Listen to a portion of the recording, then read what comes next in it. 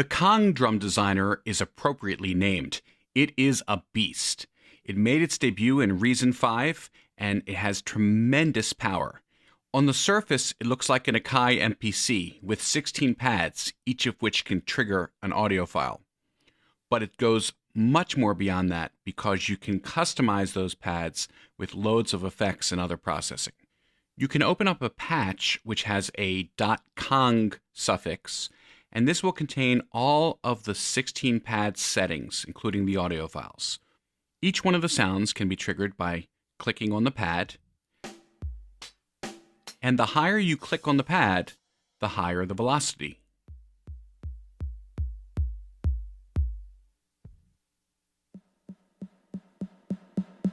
To change the audio file for the pad, just select the pad and click the folder, and I can select other sounds. I can audition them, of course.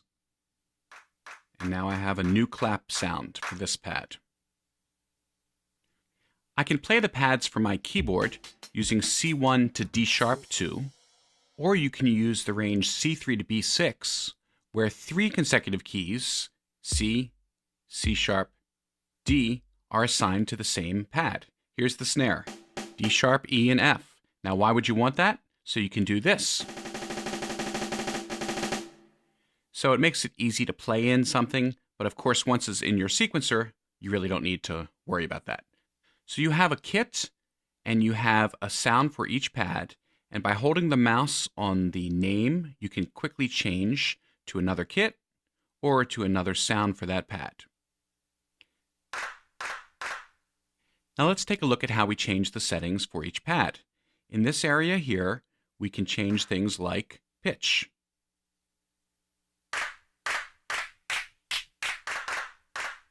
And decay.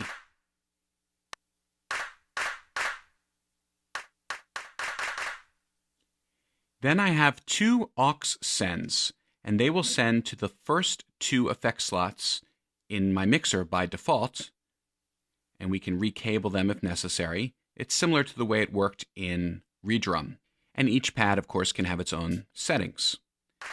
There's a bus FX send, and that will send to the Kong effects, which we'll get to a little later.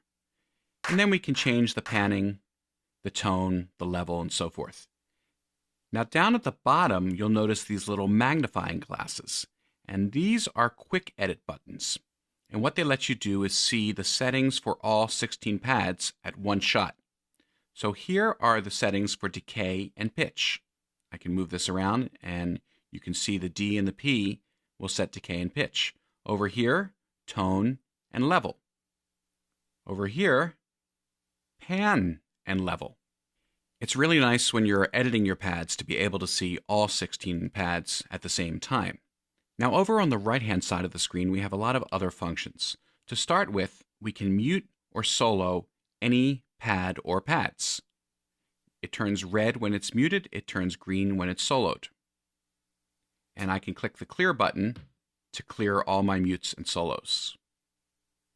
And of course, there's a quick edit function where I can choose to mute or solo multiple tracks and then clear them. Now to talk about drum assignments, let's bring up an acoustic kit. Now you'll notice that I have a snare sound on pad 3. I'm going to take the pads adjacent to it and assign them all to play the same pad. And I do that by clicking in the drum assignment area. Now why would I want 3 pads to play the same sound? Well, I can change the hit type to make them slightly different, or I can customize the sound in other ways. But let's change hit type. So this will be position, let's say 3. This one will be edge, and the first pad is the center.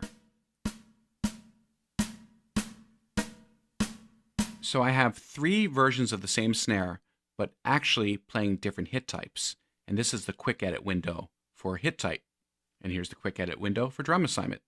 Now, not every drum pad will have variations or hit types, like the bass drum does not. Usually you'll find multiple hit types with snares or cymbals, like we have open and closed and semi-closed, semi-open here. And I'll show you how to set up your own hit types in a subsequent video. Lastly, let's talk about pad groups.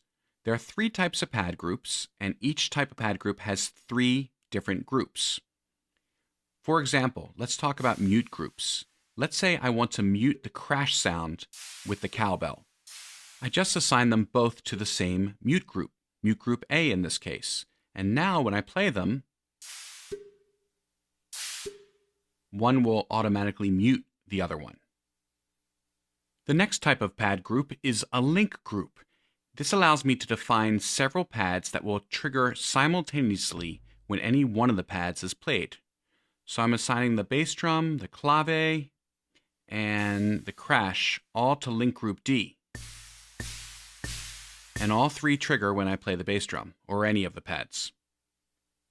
And finally, there are 3 alt groups. These are alternate pads, any one of which can be chosen when any one of the pads is played. So for example, we can take these 3 snare drums we set up. Let me actually rename them, which I can do just by double-clicking them. This, remember, is position 3, and this one was the edge. And let's say I want to trigger these randomly. I'll assign each one to the same alt group G. And now when I play any one of them, you can see which pad is being triggered. Let me try it from the keyboard. I'm playing the same note on my keyboard, but different pads are being triggered. That's a nice way to inject some variation in your drum sequences. And of course, there's a quick edit for all of the pad groups. More to come in the next video.